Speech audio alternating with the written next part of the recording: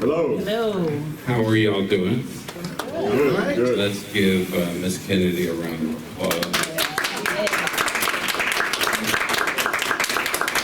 Welcome her to Fort Worth, Texas. We're here at the Stillwater Lounge and Event Center. My name is Jim Austin. I am the owner, proprietor, and visionary in purchasing this building about 4 months ago. And the reason I purchased it is the Elks Lodge. The Elks Lodge has been here for over 70 years. And this is where people of color gather to do social events. And there's so much history. So I purchased it and I changed the name to the Stillwater Lounge and Event Center. So today, I was asked by the Doc bookstore if I would underwrite Miss Kennedy's tour to Fort Worth. And this is my hero right here. You know, anybody over 45 knows who this young lady is. So we're here documenting a historic event. We will be videoing it and showing it later. Those who purchase books will be able to get it autographed by Miss Kennedy and get a picture with her once the conversation is done. So in addition, I called my friend Vince Sims with Channel 5 NBC, and he said, yeah, sign me up. He said, yeah, I gotta be out of here at 2:30 because I gotta get back on the air. But he's a weekend anchor, good friend, get the word out. So I want to thank Nada Ruddick, Community VP, for approving Vince to come over. So they can't do anything unless she approves it. So what we do, this is the Elks Lodge Lounge. On the other side, we kept it original. We just did a $30,000 renovation of this space. So if you want to have a wedding reception, a birthday party, any of that is allowed right here. Out that door, we have a 13,000 square foot patio. So we're going to start working on that. So we can do 300 people in here and another 300 out there. So I'm having my birthday party, May 16th. Oh, you better hurry. And I will be turning the nice age of 75. Yes, so I'm inviting 200 of my friends to come out and celebrate my birthday, plus one. So because you know about it, put that on your calendar, just show up, okay? So I'm gonna stop right now because I'm in between Miss Kennedy and Vince having a conversation. But enjoy yourself. Go on Facebook. Jim Austin Online is on everything.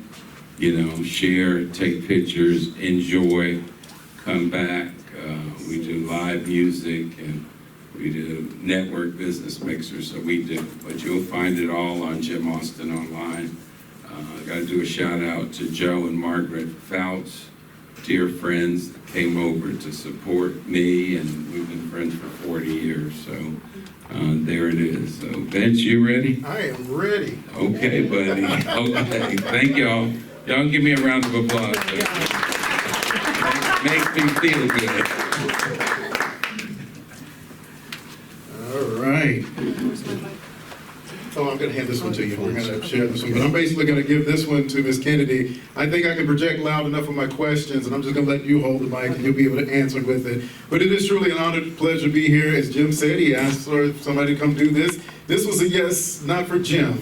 This was a yes for Miss Kennedy. Because when I tell you, in my 30 plus years of doing this job, people ask me, what are some highlights from your job of what you've done? Oh, I interviewed, President Obama when he was running for office initially, first time around. I've stood in front of him. I've covered Super Bowls. But the opportunity to sit here with this lady, because I am over 45, Jim. So she's just got me by some, but enough that I know who you are. And it's truly a pleasure to be in your honor and to have your book. So what I've done, this came to me at a certain time. I didn't have a chance to finish your book. I made it through, because you were telling it's in 4 segments: your childhood, your career, your children, and then the final is knowing you, or Yes. your part. Finding me. Finding me. Yeah. I've made it through the first part of this, about halfway, so I think I can do this without some questions that were provided, but we're just gonna start off with, we're gonna take it by sections and start with childhood. So my first question for you is gonna be, this stood out to me with your childhood, you had very vivid dreams as a child. Like, you know, we all have nightmares as children growing up, but yours was a little bit different. So share one of those that you shared in the book about a childhood memory nightmare of yours. Okay, the nightmare part is easy for me to remember because it's still present. I apologize. If you want to introduce and greet the crowd, I'm sorry, I jumped right into questions because I'm excited. I was But if going you'd like to do your greeting, I I'm was sorry. going to say that as well because I do have some great friends and family here. My daughter is here. She came with me from Los Angeles. This is my youngest, Zyger Overton. And I have my in-laws here. My daughter is married to Contran, and this is her family. They came here. They live here in Arlington. Correct, right, yeah. And her brother, my brother. Wait a minute. Her brother-in-law. Yeah. Had to forget how that works. And my daughter will be here with my grandson, so that would be nice. And I have to introduce Marissa Tigney, front and center right here. Years ago, I was happened to watch a podcast, and she was on with what was the lady's name? Dr. Tachi. Dr. Tachi's show, and Marissa was asked the question. It was Martin Luther King Day, and she was asked, "What is the significance of Martin Luther King to you, and how can we benefit from that and carry that forward?" I'm really, spinning the wheels on exactly how the question went. But she's answered the question, and then she went to representation matters. And that was the most important thing, because to me, what caught me is she then started talking about me.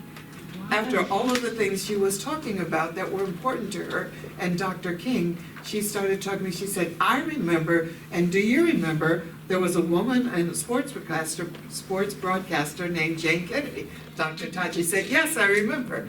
And she said that was the day that she realized how much representation mattered, because to her, I was there to stand for my people and to not be just a pretty face. Yes. But she went into talking about how sports broadcasting and me in sports broadcasting changed the trajectory of her life, because that's what she wanted to cover.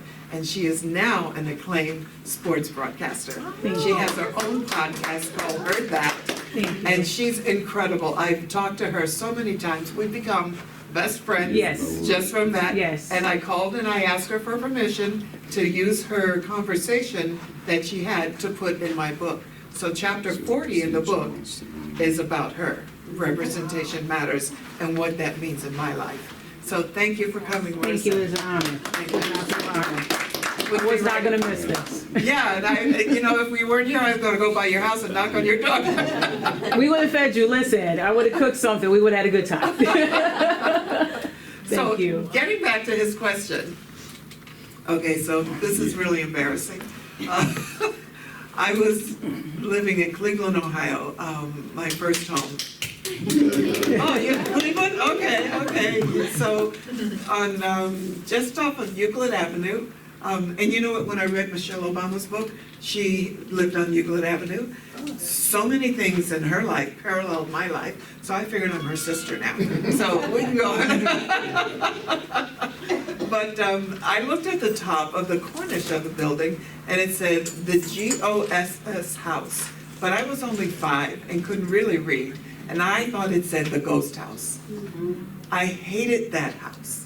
I hated that house. And what he was talking about is when I would go to sleep, I would dream about ghosts coming. And they were always dark-skinned ghosts that were almost black with big white eyes. And they would come down the street and they would rattle their bones, and they would come up the steps into my house. And the only way we could defeat them was that we would grab the only weapon we had, dishcloths. And we would hit them with the dishcloths until they went away. And that's the stupidest thing I ever heard. That was my childhood, because it said the ghost house. And when we moved to Wickliffe, Ohio, there was, my father, they bought the property and the first bill, and then they continued the bill. So every weekend we would go down, and they had put a blanket in the flower bed that they had just dug. And it was getting night, and they weren't finished, so we were laying in the flower bed. And it was 13 miles away from Cleveland. And I just knew that I was gonna be rid of these ghosts when I finally moved into this house.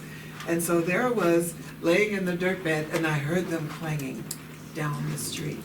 And I said, oh my God. And I tell you, I was totally frightened by these things. And they bothered me every single night. And I peeked up over the concrete steps, and I saw them, and they walked right past our street. And I knew that then I was okay. And I never had the dream again. So the reason I put that in the book is the power of your mind is a powerful, powerful friend or enemy. Yeah. And it's up to us to decide which. So Yes. I'm surprised that you asked about that because no one else asked. So the thing for me, and I think this shows you very clearly, like this starts off in the book with childhood. We all relate to that. We all had childhood dreams of something, so that really connected with that. That was just like, that made it really real. That to me was the first part of connecting. And like I said, I got very overexcited here. We didn't do the official greeting and everything. I think everybody knows her past, but I did want to read just a brief of the bio so you know who we are talking to here. Jayne Kennedy rose to fame in the 1970s and 80s, breaking barriers as a pioneering black woman in entertainment and sports journalism. She became a household name as the first African-American female host of the NFL Today on CBS, and her talents extended to acting in films such as Body and Soul, and television series like The Love Boat and Chips. Through her career, Kennedy has been recognized for her excellence with a Daytime Emmy Award and has been celebrated for her advocacy and philanthropy. And now her newly released memoir, Playing Jayne, a memoir offers an intimate look at her journey, sharing stories of triumph, perseverance, and hope. And we hope that you have a chance to learn and gain from her. So that was the official that I was supposed to read and everything.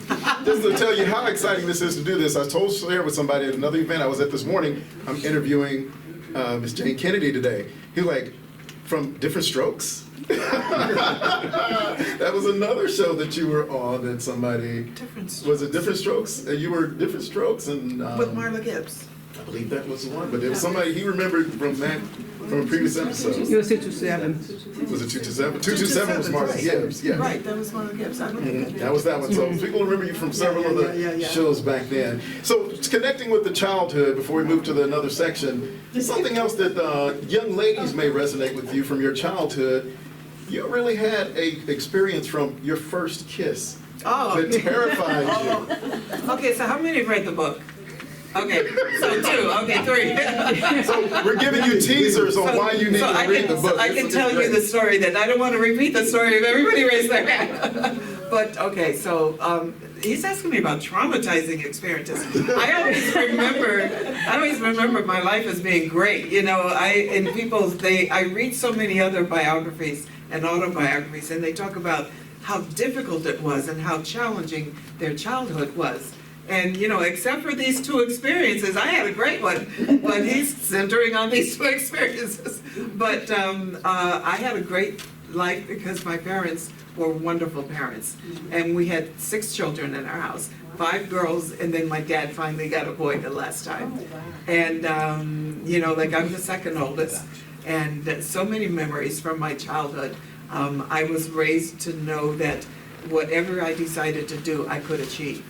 And so when I asked my parents if it was okay if I moved to Hollywood when I was 19, my mom said to me something, and I knew that she was going to be the hardest one. And she said, that's okay, Jayne, because you're meant to be doing something special, and it's not here. We lived in a small town community, and she said, this is not your space. And she let me go. And then my dad, the ornery one, you know. I told him, I said, I think that's a great idea. Now, this is the dad that wouldn't even let me go to when I got engaged. Yeah.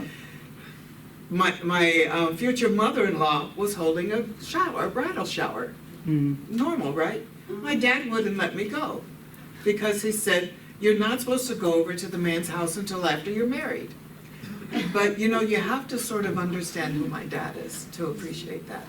My dad lost his mother when he was 10 years old.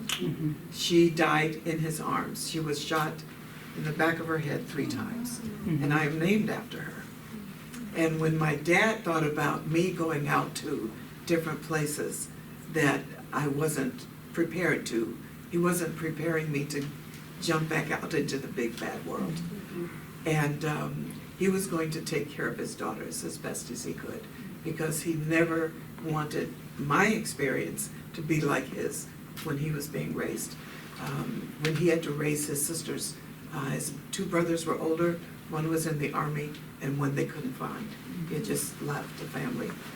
But he raised all of his sisters from the age of 10. And I saw strength in him. And I understood why, you know, I was angry, but I understood. Because he said, I could see him sheltering me. And I've always had a great deal of pride with my mom and my dad. Neither one of them went to middle school. My mom was raised on a tobacco farm in the South, and she had 16 siblings in her family. And they all worked tobacco farm. They went to school to 3rd grade, then they had to come home and work the tobacco farm. My father, with his, I think it was 5th grade, when his mother was murdered, and he had to quit school to go to work. And he was a big guy, so he got a job building highways in life that he was 17. But he had to get a job because he had to get work. He had to feed his family. And there's so many stories in there that I know you could relate to, that you could appreciate. But that's why I wanted to make sure that that was a part of my story. People say, well, it took so long to get into your story in Hollywood. Well, I'm not just Hollywood. That was only 20 years of my life. I'm 74. So, you know, the rest of my life is just as important, more important. You know, especially when I'm talking about my daughters, raising my daughters. So I forgot your question, I'm sorry. That's quite all right, because you gave a lot more and better answer than to the question. I was just relating to another thing from the childhood, that first kiss and what, how that, what came out of that scared you so. Yeah, see, I was trying to dodge that.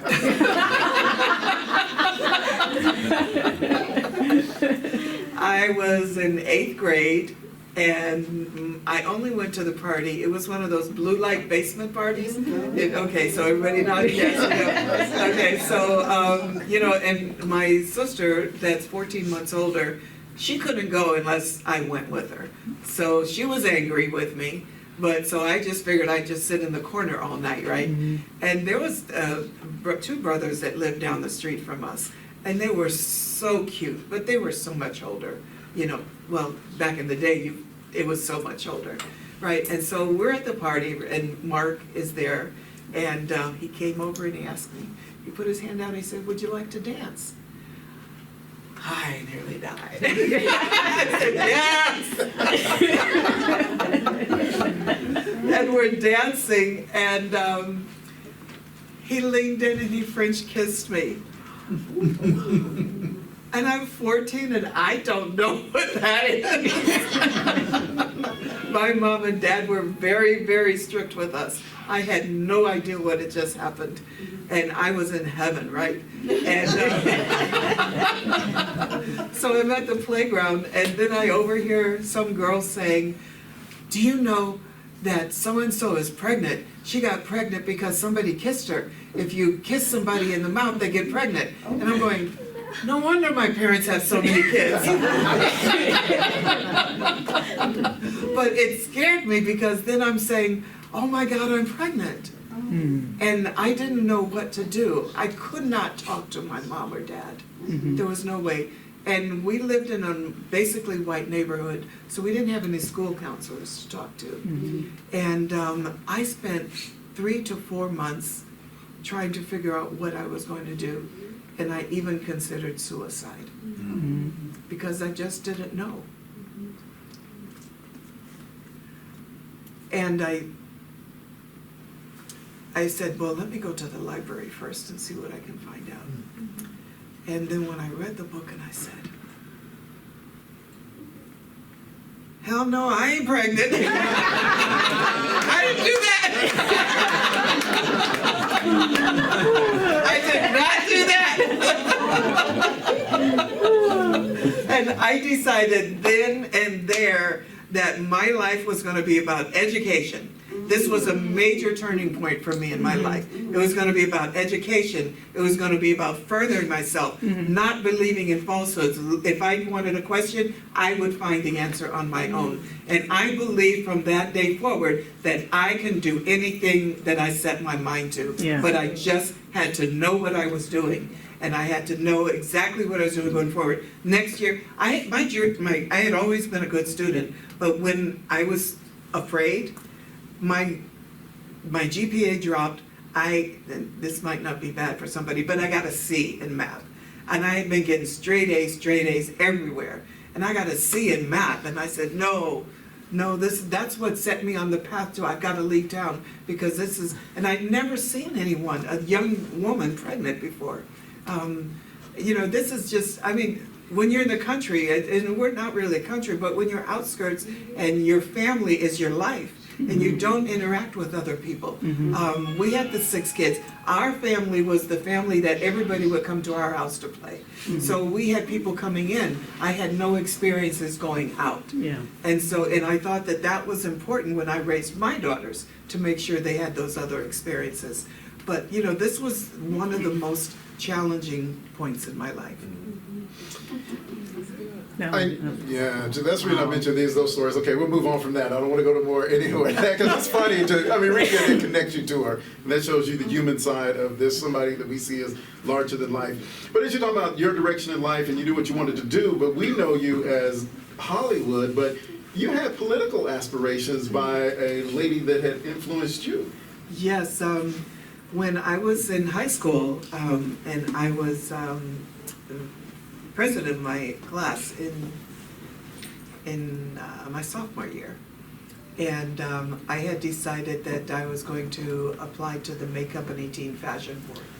And May Company is a department store, if you don't know. Yeah. And they were huge in the Cleveland area, and they started an outreach program where they would have students from different schools throughout all the counties that participated in that area.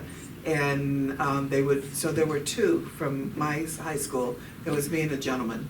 And then there were others from different high schools nearby that I knew. But, every other month we would go downtown to the major department store located in downtown Cleveland. And we would have these meetings. And sometimes we would do fashion shows. And so here I was, I'm doing a fashion show downtown Cleveland. And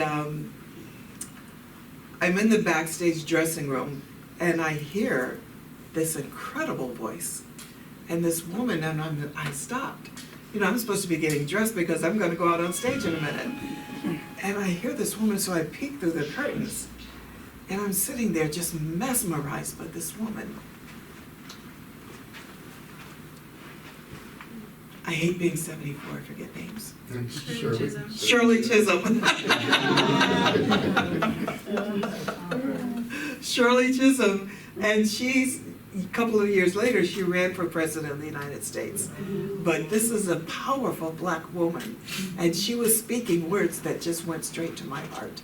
And that's when I decided that I was going to be in government, in politics. And I said, I want to be just like her. And so she inspired me. So the next year, when there was an organization that put together students from different high schools, and they would send them to Girls State, and I think I was in Columbus, Ohio, and you would talk about, first week you would set up the structures of your city, your state, etc. But on the bus ride down, my classmates convinced me to run for governor. And I said, well, okay. So I decided I would run for governor, and the girl that ran as my counterpart was also on the same bus, Mary Martello. But she ended up winning the governor's race. But at the end of the second week was after you perform all your duties of the office that you were elected to. So then you have a vote. who are you going to be sending to Washington DC? And so they decided that I was going to be, they voted me as a senator from Ohio to go to Washington DC. While I was in Washington, on the way there, I decided that I was going to run for Vice President of the United States. Oh my goodness. Vice President was important because the Senate is run by the Vice President. So I don't want to run for President. So it was a conscious choice. President, the second week, would have nothing to do. But if I ran for Vice President, then I could run the entire council the second week. Yeah. And I won. We ran on a platform of interrobang, ask questions and find the answer. And this was just after Martin Luther King had been assassinated. And so my speech had a lot of Dr. King in it. And because he had been so powerful in my life. And so this was the setting to my journey. And then that was what I was going to do. And then I ended up graduating from high school, and only 2 months after high school, I ended up being asked to be part of a television show in Cleveland. And that's when I met Leon Isaac Kennedy. And started doing the television and decided, no, I'm going to do television. I was enjoying it so much, I ended up becoming one of the producers on the show. And Debbie Allen from here, no, she's from Houston. She's from Houston. And so Debbie Allen was still doing the show, but shooting here. And then when she went to school in Washington, D.C. at Howard, and Leon was going to Howard as well. So they hooked up and they started doing this show. And Leon had been a disc jockey in Houston when he first met Debbie. So anyway, we did the show, and we decided that we were going to take it to Los Angeles. And that's how I got my start in show business. But when I told my mom that we're going to Los Angeles, she said, this is not for you. That's what she told me, this is not for you. I know you can do better. I know that you will be fine, and we won't worry about you. But you have to remember, you had to pay for a phone call back then. There were only 3 networks. There was no way that you can get in touch with anyone unless you only talk 3 minutes for your phone, and then you have to wait for the evening rates. If you didn't have any money, you have to wait for the evening rates, which were lower. So, it was just a lot going on at that time in my life.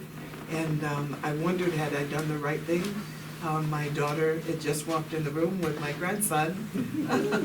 So yeah, I did the right thing, because I ended up with her and her. And my other daughter that lives in Austin, we're going to be going to see her in 2 days. But thank you for coming, Jairus and Savannah. I appreciate it. Yeah, that was how I got to Hollywood. So as you're hearing her story, and when you read the book, you're going to learn there seems to be a lot of divine intervention over her life. I was reading that, getting that sense as I read the story, and then you actually said that in one part of it. And part of it, I think, is because she's the type of lady that says yes, not question things, but just says yes if the opportunity is there. We were talking about the first, Miss Black, Ohio, from the... Are you going to add something? Well, yeah, you have to, when you say the first Miss Black Ohio, so that infers that you're in the Black America pageant, which it was not. It was, it was the Miss USA pageant, and I was the first Black to participate and win the Miss Ohio title. Miss Ohio title. Yes. So when I thank you. So when I got to Washington, D.C., to Miami, which is where the pageant was, and there's a lot of in between that's in the book as well. When they named me, I didn't believe it, and my sister was in the pageant as well. So when they said, and Jayne Harrison, Wickliffe, Ohio, is the new Miss Ohio, and I'm going, well, who won then? Where's this woman that won? And I said, my sister's nudging me, Jayne, you won. And my daddy jumps up on the stage and he's giving me flowers, right? And I'm thinking, I just won a scholarship to college, Next day I found out that all I won was a little bracelet, And it's the same bracelet that the local bank gives out to anybody that opens up a $100 checking account. And all the other presents disappeared. All the other prizes disappeared. So I got 0 zip. So being the first Black Miss Ohio to win Miss Ohio, and it didn't help at all, you know, but the mayor of Wickliffe, the mayor of Cleveland. Carl Stokes. Carl Stokes, yes. The mayor of Cleveland had heard about it, and he told his wife, and she got together a lot of her sisters and friends, soror sisters and friends, and they went to shopping centers and they got a wardrobe for me to send me to Miami. One of the previous winners of Miss Ohio, her mom said, my daughter had like 15 gowns, and half of them she never wore. If Jayne wants one of these, she can have one of those. And so, you know, and then they gave me an outfit to wear as your state representative. And you know, these glorious gowns and all the big establishments that they have, you know, accoutrements and all of that. And they gave me a suede little vest that came down just past my butt, and no shoes, and it had just a little bit of beading on it, and they had made a hat with a little one feather on it. And that's what I was supposed to wear on stage, where all these glamorous other ladies were. And I think that my take is they made me look Indian because Ohio is known as the Indian River Valley. And this way, they didn't have to admit that I was Black. If people thought that I was Native American, then that's more palatable. So then I got there, and the journalists are saying, well, the Black girl ain't gonna win. So nobody ever interviewed me while I was down there. And Debbie Shelton was from Virginia, and Miss Virginia had won the year before. And they said, nobody from Virginia is gonna win because she won the year before. So me and Debbie, we just hung out. Two girls that were written off, right? So we both made it to the top 15. We both made it to the top 10 in swimsuits, and she won the pageant. And we stayed friends all the years, and then 20 years later, I was doing a movie, and they said, we're not going to tell you who the cast is, just wait till you get there. And I got there, and Debbie Shelton was playing one of my castmates. So that was really, really nice. But you know, so many things in my career have been serendipity, but also cyclical, and things that have come back to me in many times. And it's been an amazing career. I have no regret whatsoever. No regret. As we talk about your career, let's jump ahead to, you were a female in the sports world industry as a sports journalist. Talk to us a little bit about that and what that was like in that realm. Oh, that was hell. The sports journalists, the male sports journalists, did not want a female journalist there. They had already had Phyllis George, and so this was in 1975 when Phyllis joined, in 1978 when I joined.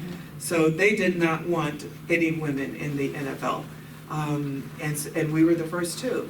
And as a matter of fact, since then, on the NFL Today, which is the #1 sports show, there has never been a female on their desk since Phyllis and I. Yeah. All these other shows that have women, there's never been one on the NFL Today since Phyllis and I, which will tell you something. Yeah. But when I went in for the audition, first of all, they kept telling my agent kept telling me, they don't want a Black woman.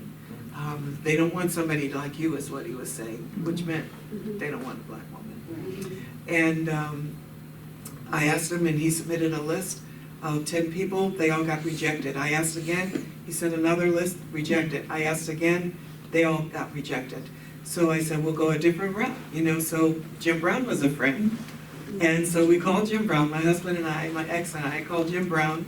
And he said, well, let me hook you up with Bob Stenner, who was a film producer. He hooked me up with Bruce Jenner, Caitlyn Jenner's then agent. And he said, I think you'd be great for this show. He said, Linda Sutter, head of talent, is coming here next week. Why don't you come and meet in my office and see if she likes you? She said, absolutely, let's take you to New York. And so we get to New York, and here I am, been told they're not looking for someone like you. And I walked in the door, 16 women, and 15 were blonde.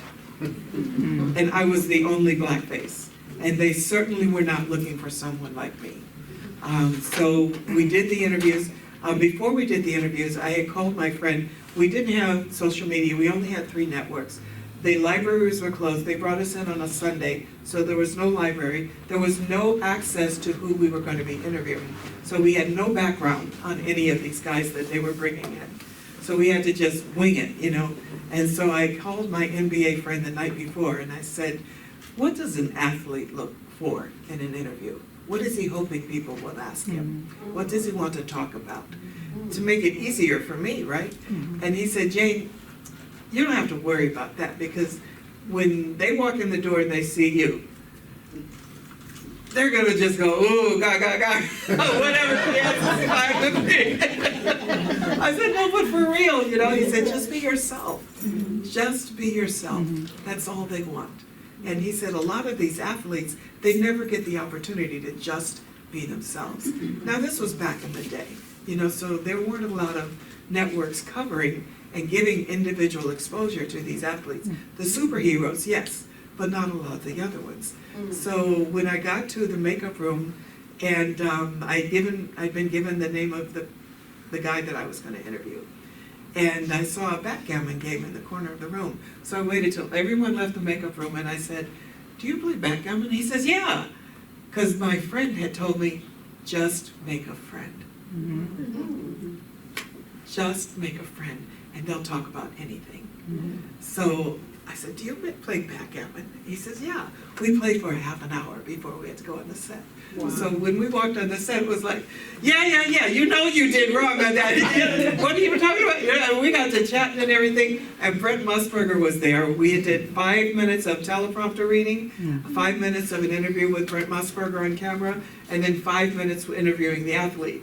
By the time we got to the athlete, you know, Brent Musburger stood up and he walked out. There were still other girls to be interviewed. He walked out and told them in the booth, "It's Jayne or nobody." Wow. He said, wow. Mind you, I didn't know this. So I went back home, and a couple of weeks later, I got a call that they wanted to hire me. But they only gave me 6 weeks, not a full year, because I had to prove myself all over again. They were concerned that the Southern affiliates would have an issue with a black woman being on the desk at the NFL today. They had first gotten over the fact that it was a woman with Phyllis. Now it's a woman and it's a black woman. Right. And the Southern affiliates were going to pull their shows. So pull their support of the NFL today. So they sent the tape down. They said, "We like this girl. How can we fix the problem?" There was Irv Cross on the deck, Brent Musburger on the deck, and me. So that was 2 blacks and 1 white. That was never going to fly with the South. So they decided Jimmy the Greek is already on the show. Let's bring him in, sitting on the desk. So now we have 2 blacks and 2 whites. And that's how I got my 6-week contract. But I wanted a year. You know, so the second week I'm in New York. I was still living in LA, back and forth to New York every week. So I get to New York early this day. And Friday afternoon, and Friday in the morning, I'm listening to Sports Spectacular in their offices, which I don't work for. I work for the NFL Today.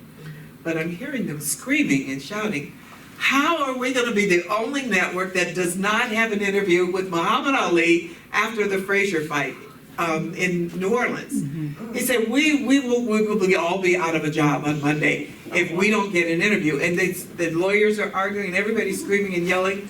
And I turned up to them and I said, "I can get you the interview." And they looked at me and they said, "Who are you?" I said, "I'm the one that can get you the interview. You just put me on a private jet and I'll bring you the interview. You'll have it for your show tomorrow morning." And I don't know why they believed me. They put me on a jet. I guess they were desperate. They said they'll have the crew waiting for me. I got there. I called Ali on the way, and I said, look, I need to have an interview with you. He said, fine. I'll meet you in my suite immediately after 5 before I go to ABC's interview. And I said, great. He said, I'll leave it at the front desk. So I get there, grab the key at the front desk, and we're all set up in the room, right? And Ali won the fight, and he's headed to the ABC interview, but he stops by, right? I'm sitting there, I'm going, oh, please, please, please, God, have him walk through the door. I'm out of a job if he doesn't walk through the door. And he walked through the door. And he walked up to the camera, and he punched in the lens, and he said, I only do this for my friend Jayne.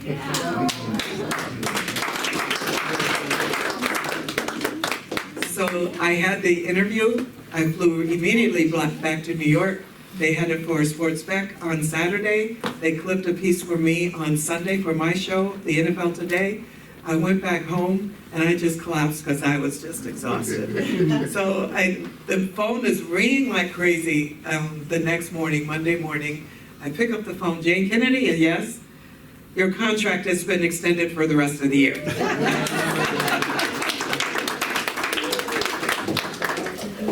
All right, Ms. Kennedy, as I want to stick with time here, and it's going to be winding down here in a little bit, so I just want to skip ahead to however much you would like to share about the tragedy that hit your career in life and what got you over that, the more importantly part of what helped you survive it. So I'll open it up to you to share how you feel to share and what got you through that time.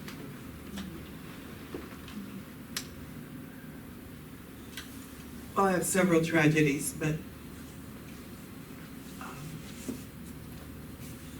Well, maybe I can. I'm expecting that you're asking about the tape. Well, I will change it this way. If you want to talk more about, because they can learn about the book, yes, the tape situation, but more importantly, you talk about your family, and what got you through that time. So you don't have to go into that part of it, but what got you past that and how important that is to your life and where you are today because of your family. Well, my family has always been my backbone when I was a little kid. But my family now, man, I wouldn't ask for anything else, That's why I haven't been around in 30 years, because my daughters are everything. My daughters are everything to me. And when they were born, I put my whole self into them. And I had endometriosis. I'd been diagnosed at the height of my career in the Love Your Body Experts exercise program, which I owned and produced. And so now I'm at a level where I'm not just working for other people, but this is my dream. This is my another stepping stone where I was able to now produce product and the only Black woman that was doing it. So, to be able to be in that position was critical for me. And then I get hit with a disease called endometriosis, and I can't do one sit-up. So I had to cancel every event. I went around the country trying to find what was a cure, and there was none. I went to doctors in Boston, and Chicago, in Florida. I couldn't find anybody. And then I was in so much pain one day, I went to my doctor, and he said, you know what? He said, I think you have, he said, I'm going to, I just finished a thing with Michael Jordan. At the Coca-Cola International Conference, and I was on stage when I collapsed. That's how I ended up at the doctor's office. And he came in and he said, we've done every test. For 3 days, we've tested you for everything. The only thing I can think of is it might be endometriosis. And I said, endo what? And a lot of people had never heard of it. And so here I was, sitting there with a disease that nobody knew much about, that's incurable. And they called it the career woman's disease because it ended a lot of careers. And so here I am, and I couldn't do anything. And I said, so what do I do? He said, well, the best option is pregnancy. And I went home, and I was dating Bill at the time. And I went home and I said, Bill, I want to have your baby, and I want to have it today. I'm so sick and tired of this pain. I want to have a baby, and I want to have it now. And he started laughing, and then I went and I threw all the birth control pills away, and I said, he looked at me and he said, you're serious? And I said, yes. And they said, well, sometimes it takes a long time to get pregnant, when you have endometriosis. Within 3 months, I was pregnant. Yeah, and I didn't even know it. I was doing a show for Dick Clark in Australia. And when Bill left, he left before me, but he left a note on the mirror and it said, "I love you both." And I said, oh my God. So we got home, I took another test, and there I was pregnant. And that one right there was born. Savannah. So you can take it, stand up and take a bow. Yeah. That's my grandson, and she's expecting a granddaughter in April. So these are my two grandkids, and I have, my stepdaughter has a son who just turned 17, which is unbelievable, right? But, that changed my life, and I suffered with that for 11 years. As long as I was pregnant and breastfeeding, I was fine. The minute I stopped, the disease came back. And so for 11 years, when she came along, I just said, I'm going to have a complete hysterectomy when she was born. Worst thing I ever did. It was so painful. But anyway, she's the best thing that ever came to me. You hear that? I did. You gotta love the silver. Sibling rivalry. Yeah, and I have two more that would stand up too in a minute, in a heartbeat. Yeah, they're very strong, independent women, and I'm so proud of them. They make life so beautiful for me. I've seen so many of their friends that have had tons of money, and they're horrible people, and do horrible things, but these girls, they're my sunshine, they're my lifeblood, and I'm so proud to be their mom. And one of the reasons I wrote the book is because I wanted them to know who I was. I wanted the public to know who I was, because there have been so many people talking about, this is who Jayne is, and it was not true. Yeah. And I said, the only person that can tell my story is me. And I better tell it before someone else writes the book, And so I think, right? And now I'm making a documentary, which is going to go into a feature film. And before anybody else does that too. So this is my journey back into my career. And the name of my company is Not Done Yet. NDY, and it's because I'm not done yet. Don't push me out the door. That's right. I'm coming back even bigger and stronger. Bigger, yes, but stronger too. I'm desperately trying to lose weight again, because I'm still thinking that I'm the glorious Jayne Kennedy. But, You still are. You still are. Yes. Look the same.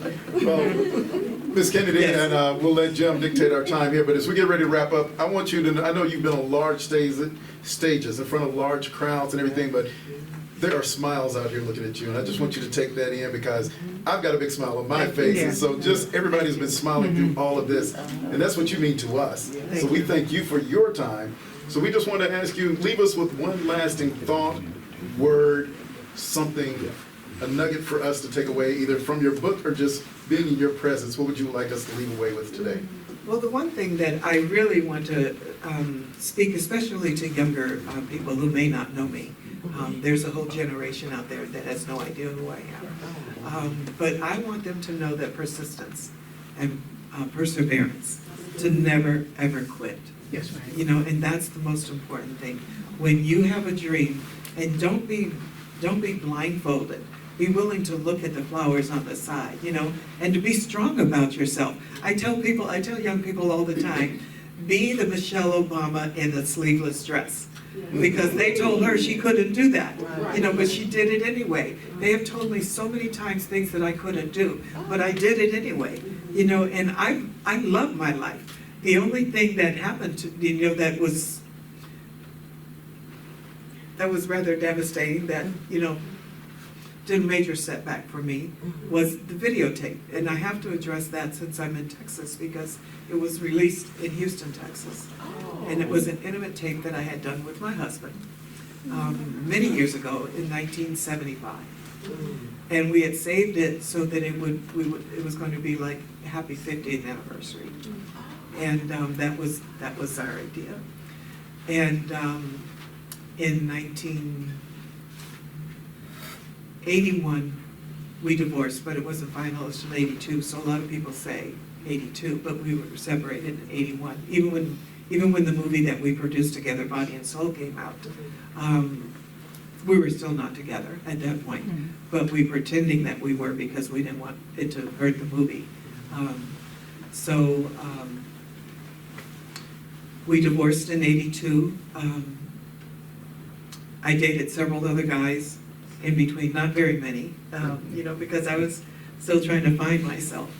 And then I met Bill. I had met Bill back in, I think in 72, and we had been very good friends during that entire time.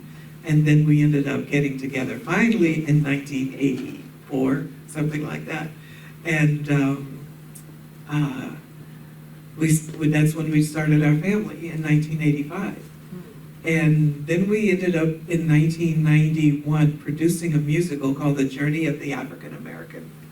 And it was about the African American diaspora from Africa, across the ocean, into the South, advanced to the North, and then all the way to present day. We received the NAACP Image Award for Best Producers for that. It was an incredibly heart-wrenching story, and it was a musical. And we had 38 members in our cast, even children. And the most impactful scene for every audience, we had people coming 3, 4, 5 times, and we had to deal with the local high school, the junior high, where we were sharing their gym for our stage. But we put in all kinds of equipment that we needed, and we donated all of the equipment to the school when we left. So we had the city of Inglewood with us, and people came to see it so many times. Anheuser-Busch was one of our initial sponsors. So,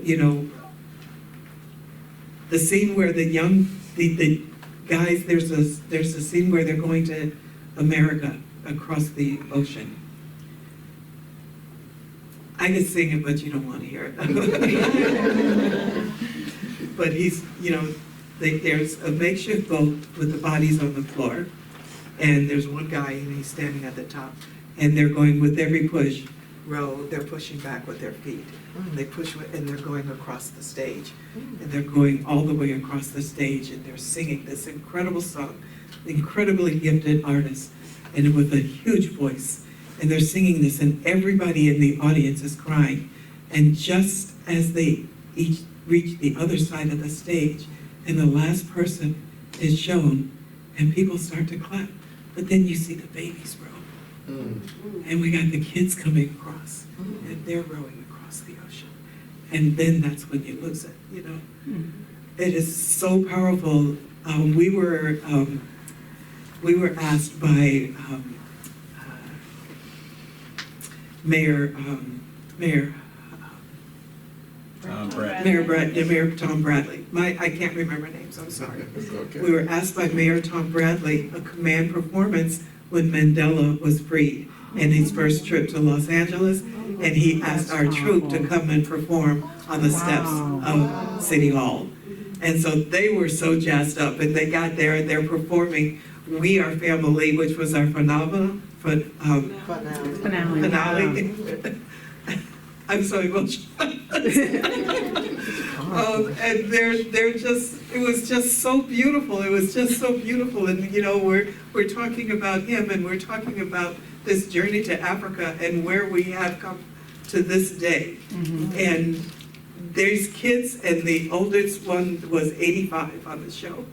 And they're all talking about we're the African American family. And that was one of my proudest moments. Thank you.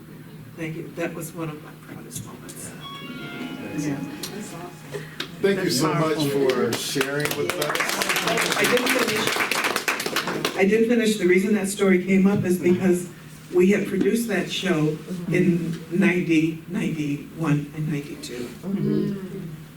The videotape did not come out until after that show. So wrongfully, people think that the tape came out because Leon submitted it as revenge when we divorced in 82. Yeah. So this is 10 years later. Right.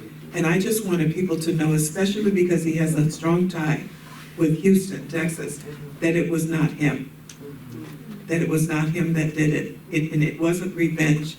And it was 10 years later, and it was his cousin, Paul, who had a high, and he wanted drugs, and he went to steal a watch that I had given Leon that was in his safe, and he found the tape instead, and he's the one that sold it, and he confessed it on his deathbed.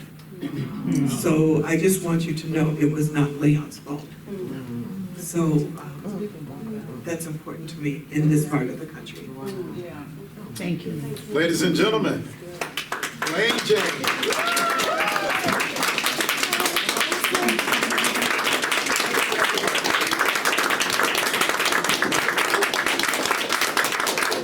Thank you all for coming. It's been an amazing experience. I appreciate you coming out in this cold weather. My daughter loaned me her coat because I came in this coat that wasn't suitable. And she says, I felt so nice and warm. Thank you, Savannah. But thank you for having me here. Thank you for moderating. And thank you, sir, for having me here. I've truly enjoyed it. Thank you. I'm just like my friend Vince, you know, I mean, I grew up with you. I'm the same age as you. I'm 74, so you bring back so many memories.